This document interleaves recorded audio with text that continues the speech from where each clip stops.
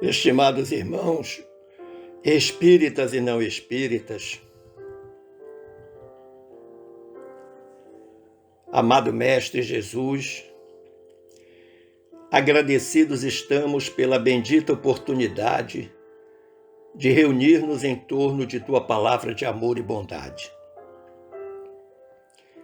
Sejam os frutos deste estudo de hoje decisivos na nossa transformação moral e na determinação para a prática do bem. Que os bons espíritos nos assistam hoje, agora e sempre. Foi-nos solicitado refletir hoje sobre o tema fazer o bem sem ostentação, que é parte integrante do capítulo 13 de nosso Evangelho segundo o Espiritismo, cuja temática central é: não saiba a vossa mão esquerda o que dê a vossa mão direita. Se analisarmos o título, observaremos que fazer, o verbo fazer, é realizar algo. E nesse sentido, 3 condições são importantes: a vontade, a determinação e o planejamento. Tudo que fazemos deve ser bem feito. E para ser bem feito, precisa sempre que estas 3 condições sejam preenchidas. O substantivo bem é o conjunto de princípios propícios ao desenvolvimento e ao aperfeiçoamento moral. Então vamos prestar bem atenção que é um conjunto de princípios fundamentais, essenciais, propícios ao desenvolvimento e ao aperfeiçoamento moral, quer dos indivíduos, quer da sociedade, da comunidade. Nós podemos entender ainda o bem como aquilo que enseja as condições ideais ao equilíbrio, à manutenção, ao aprimoramento e ao progresso de uma pessoa ou de uma coletividade. O bem então sempre está voltado para o aprimoramento e o progresso, quando ele não é um elemento decisivo na manutenção do status quo das coisas boas. Sem é uma preposição que indica a ausência de condição necessária. Então, fazer o bem sem ostentação significa dizer, na prática do bem, não use a soberba, a empáfia. E ostentação é o ato ou efeito de alardear, que na linguagem popular costumamos dizer que a pessoa quer se mostrar. A ostentação significa exatamente mostrar o que tem, e às vezes com certo exagero. A base evangélica que dá origem a esta reflexão, ela vem de 2 capítulos do Evangelho de Mateus. No capítulo 6, versículos de 1 a 4, o evangelista diz, relatando a fala de Jesus: tende cuidado em não praticar as boas obras diante dos homens para serem vistas. É importante chamar a atenção que numa leitura um pouco mais apressada, nós podemos imaginar, Jesus está dizendo para não praticar as boas obras diante dos homens, então só as pratica quando os homens não estiverem por perto, mas não é esse sentido. O sentido que ele diz é para serem vistas. Ou seja, quando os homens não estão olhando, quando as pessoas não estão vendo, não fazemos nada. Mas quando elas estão vendo, aí fazemos algo para que elas saibam que estamos fazendo. Isso é ostentação. E Jesus prosseguiu no relato evangélico de Mateus dizendo: pois do contrário, não recebereis recompensa de vosso Pai que está nos céus. Então, todas as vezes que nós apelamos para a ostentação, perdemos a oportunidade da recompensa que Deus nos dará. Mas a gente não pode ficar pensando só na recompensa, porque senão vira barganha. Vou fazer isso porque Deus vai me dar aquilo. Mas é no sentido, na perspectiva moral. Eu tenho que fazer por fazer, ajudar por ajudar, fazer o bem por fazer o bem. Não exclusivamente uma barganha com Deus. Eu vou fazer isso para Deus me dar aquilo. E prosseguiu Jesus dizendo: assim, quando derdes esmola, não façais tocar a trombeta diante de vós, como fazem os hipócritas nas sinagogas e nas ruas, para serem louvados pelos homens.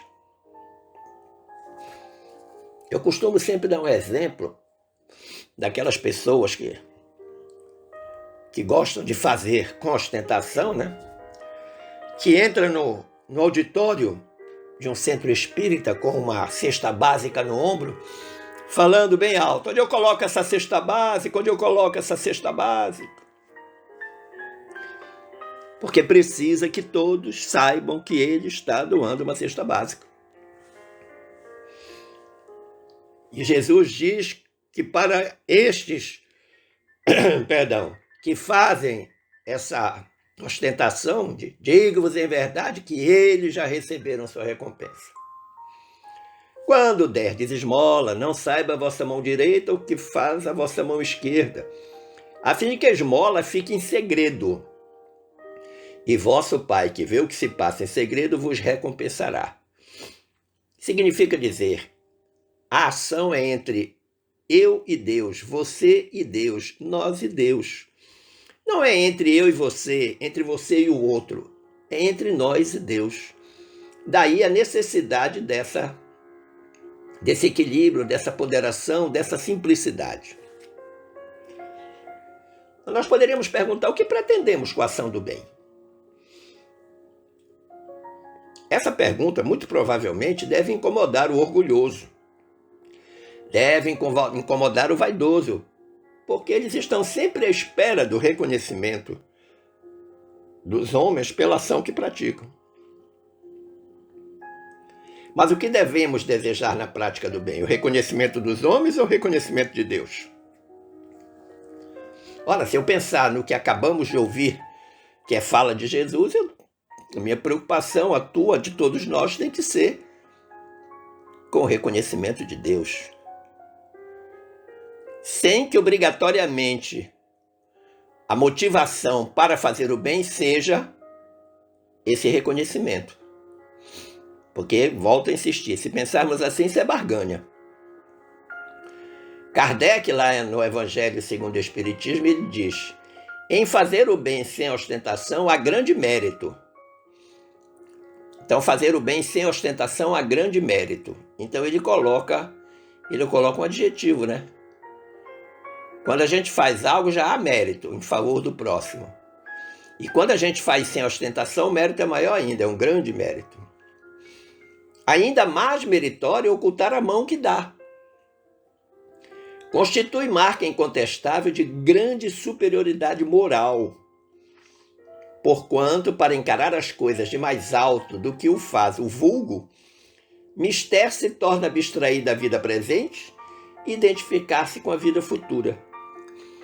Trocando em miúdos, Jesus, pelo que disse, Kardec interpretou da seguinte forma: olha, faz a tua parte e deixa o resto com Deus. Não te preocupa em estar agradando os homens. Agrada a ti mesmo, que agradando a ti, agradando ao próximo, no sentido daquela pessoa que é recebedora da minha ação no bem, nós estaremos sempre sob o olhar misericordioso de Deus. E a gente deve se preocupar com a vida futura, não com a vida presente. Aliás, tudo que nós fazemos na vida presente só tem um sentido: a preparação da vida futura. Diz Kardec, numa palavra, colocar-se acima da humanidade para renunciar à satisfação que advém do testemunho dos homens e esperar a aprovação de Deus. Então Kardec foi muito feliz quando disse isso. Ratificou exatamente o que Jesus havia dito lá no Evangelho de Mateus. Aquele que prefere ao de Deus o sufrágio dos homens, ou seja, aquele que prefere mais o reconhecimento dos homens do que o reconhecimento de Deus, prova que mais fé deposita nestes, nos homens, do que na divindade, e que mais dá valor à vida presente do que à futura. Então, é uma relação direta de causa e efeito. Se eu precisar mais do reconhecimento dos homens, é porque eu estou pensando na vida presente. Se eu precisar do reconhecimento de Deus, eu estou pensando na vida futura. E o Kardec encerra dizendo, se diz o contrário, procede como se não cresce no que diz. Ou seja, não há coerência. Muitas vezes a criatura fala isso, mas faz de outra forma. Tem o discurso da não ostentação, mas quando age, age com ostentação. Nós observamos então que nesta orientação tem dois elementos essenciais. O primeiro, toda ação no bem é meritória. Qualquer que seja a ação. E aqui não vale a pena agora nós estarmos tentando medir ou pesar esta ação. Se ela é grande, média ou pequena, porque esse parâmetro classificatório não se aplica. O bem é o bem. Não há neutralidade em se fazer o bem. Contudo, é preciso esclarecer que deixar de fazer o bem é omissão, e toda omissão caracteriza o mal. As pessoas às vezes dizem assim, não, mas eu não faço mal a ninguém. Até aí não existe nada de extraordinário. Essa é uma obrigação ética e moral. Mas a pergunta que nos farão quando chegarmos no plano espiritual, depois de desencarnarmos, é que bem fizeste?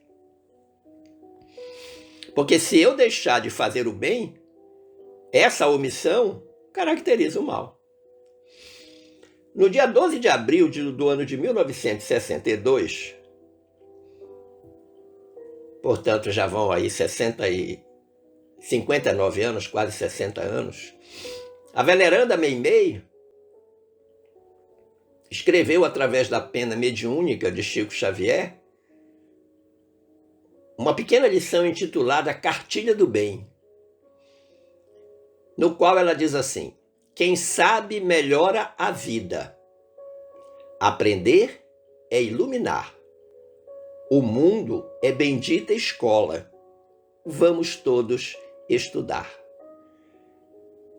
Com rima, inclusive.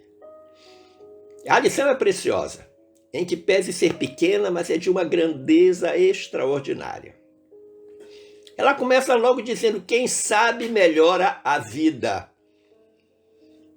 Então a benfeitora já está nos estimulando a busca pelo conhecimento. E já apontando a consequência natural daquele que adquire e pratica o conhecimento, que é a melhoria. A melhoria de quem faz e daquele que recebe a ação no bem. Por isso que o Geraldo Vandré disse, quem sabe faz a hora, não espera acontecer. Quem sabe é o que tem conhecimento. É o que olha todas as circunstâncias da vida que o cerca. Sabe por que vai fazer. E vida, quando ela fala melhorar a vida no sentido maior, não é apenas da existência presente, mas principalmente a vida do futuro. Por isso que Kardec, na explicação, diz: mister se torna abstrair da vida presente e identificar-se com a vida futura. E isso tem tudo a ver com esta fala de Meimei.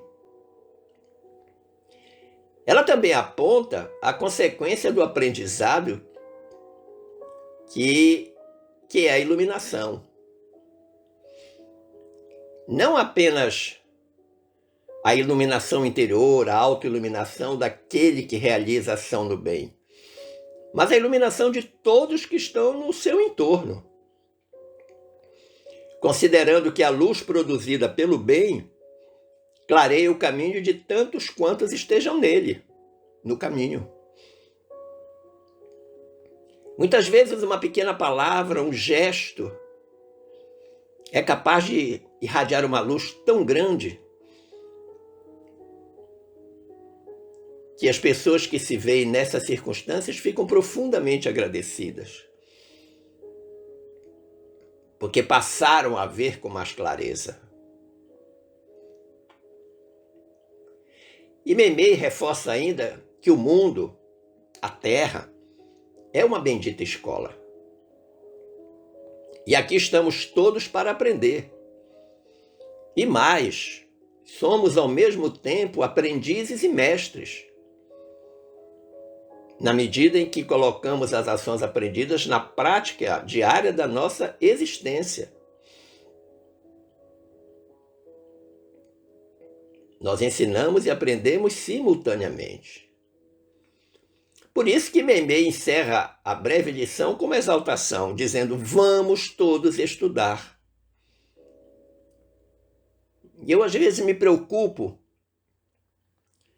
com as pessoas profitentes de qualquer crença religiosa, de qualquer atividade prática na vida, que o faz sem o competente estudo. Nós estudamos para ser médico, dentista, advogado, padeiro, motorista, policial. Para tudo nós temos que estudar. Mas não devemos estudar apenas para obter a habilitação. Mas quando a gente escolhe qualquer habilitação, nós temos que estudar sempre, a gente não para de estudar nunca. O médico não para de estudar, o dentista não para de estudar, o espírita não para de estudar. O espírita tem que estudar todo dia. Quantos anos nós precisaríamos para ler e reler toda a nossa codificação? E as mais de 1000 obras em língua portuguesa, muito mais de 1000, subsidiárias da nossa codificação. E quando a Meimei diz vamos todos estudar, todos significa dizer não há regime de exceção, que uns podem e outros não, todos. A segunda consequência, ou a segunda observação desta fala do Kardec é que a prática do bem outorga superioridade moral. Superioridade moral não significa dizer que você é mais que ninguém, no sentido vulgar do termo, no sentido que é próprio das interpretações humanas. A superioridade moral de Jesus era inquestionável. Jesus não alardeava nada do que fazia. Ele apenas agia com a mais absoluta naturalidade e simplicidade e demonstrava pelo que fazia, como se portava, pelo que pensava, pelo que dizia. Ele demonstrava a superioridade moral dele. Superioridade moral não tem nada a ver com recurso econômico, financeiro, formação intelectual. Não. Superioridade moral significa dizer o quanto de ética espiritual eu possuo. Não se trata de superioridade enquanto glória, mas no sentido da elevação espiritual. Eleva-se quem não atribui grande significado à vida material, quem não atribui grande significado às coisas do presente. Eleva-se todo aquele que se preocupa com a vida espiritual, com o futuro, não obstante as preocupações naturais da minha vida material. Eu preciso tomar a vacina da Covid, eu preciso usar máscara, eu preciso usar álcool gel, eu tenho que observar o distanciamento social. Isso tudo tem a ver com a materialidade da minha vida. Eu não posso desprezar isto. Eu não posso deixar de comer, eu não posso deixar de dormir, eu não posso deixar de tomar banho, de tomar água. Eu preciso fazer a manutenção natural do meu corpo físico, que é o templo da minha alma, do meu espírito. Mas eu preciso centrar a minha preocupação na vida futura. Até por uma razão simples, a gente não sabe até quando vai estar na vida presente. De um segundo para outro, tudo muda. Foi por isso que Jesus afirmou: os que fazem o bem ostentosamente já receberam a sua recompensa. Olha que interessante. Os que fazem o bem ostentosamente já receberam sua recompensa. E eu digo mais: nem precisa que essa ostentação seja plenamente demonstrável, porque Deus escaneia isso ainda no coração. Antes de que a gente faça o ato com ostentação, Deus já fez a leitura no nosso coração para saber se de fato há simplicidade naquilo que vamos fazer.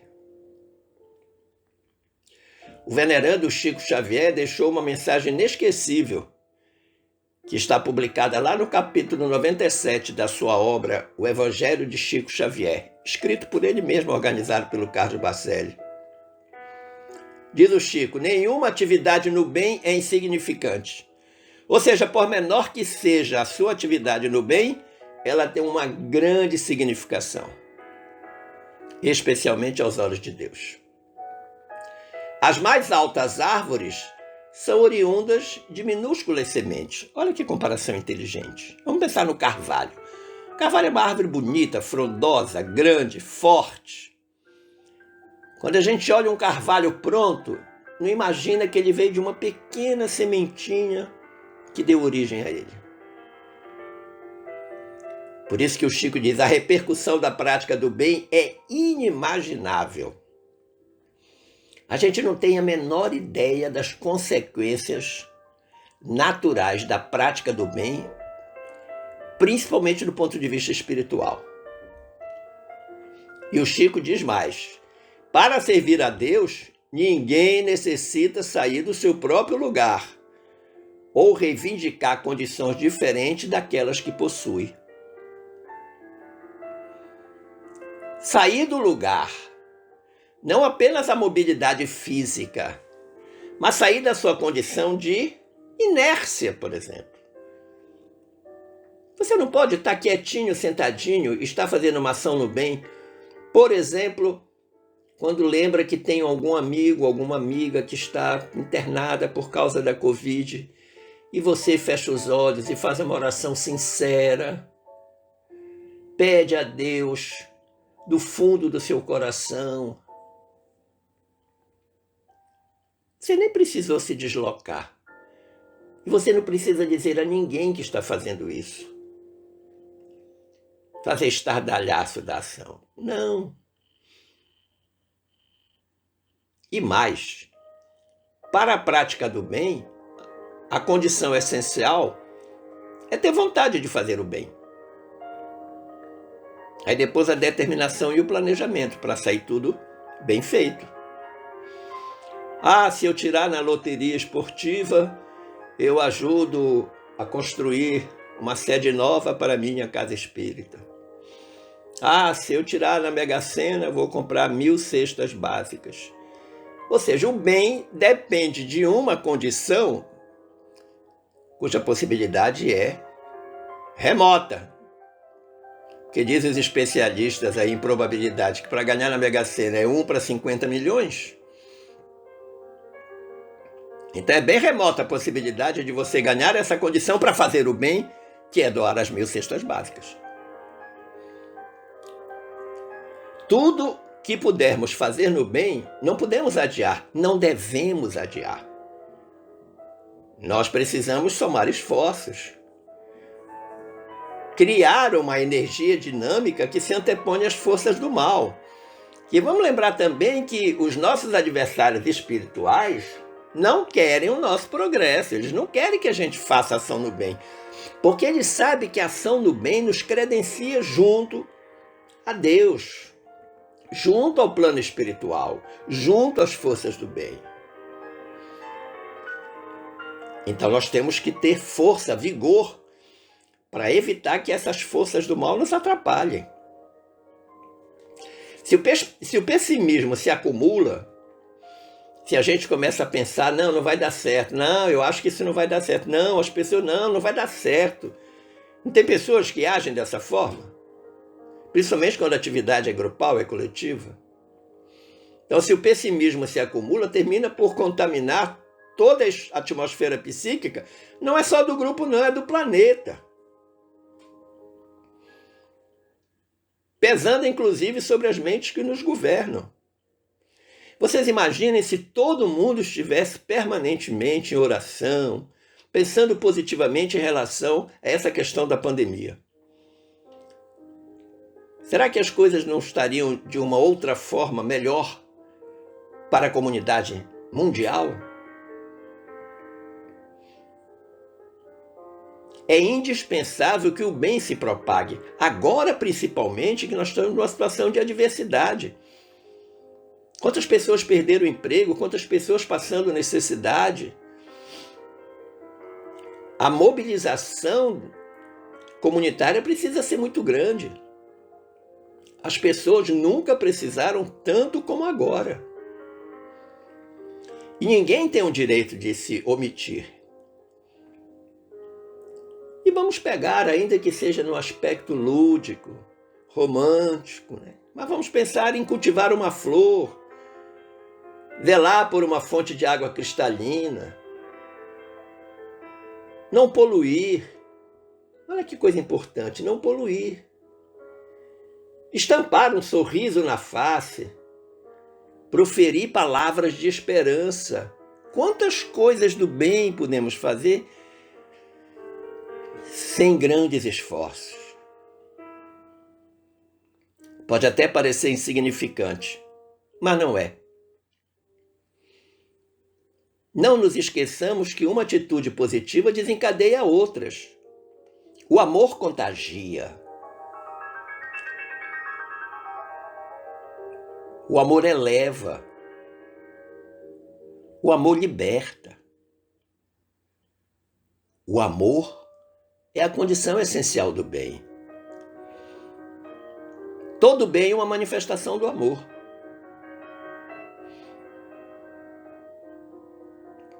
Pior do que o mal, que em vigilância de muitos concretiza, é o comodismo daqueles que cruzam os braços por desacreditarem no bem.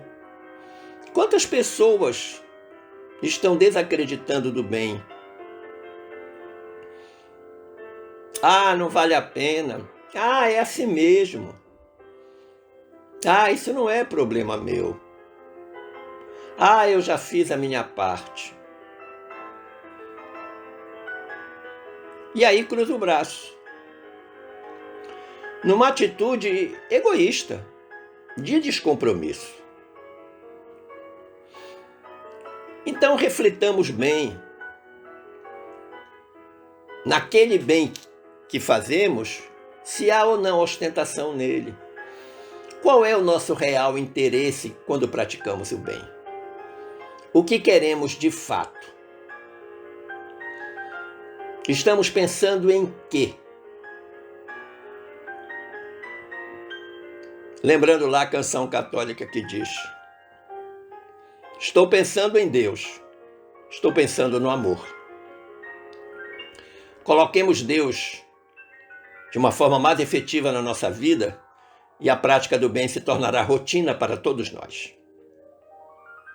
Agradecendo o carinho da sua atenção, Eu desejo que fiquemos todos em paz com Jesus.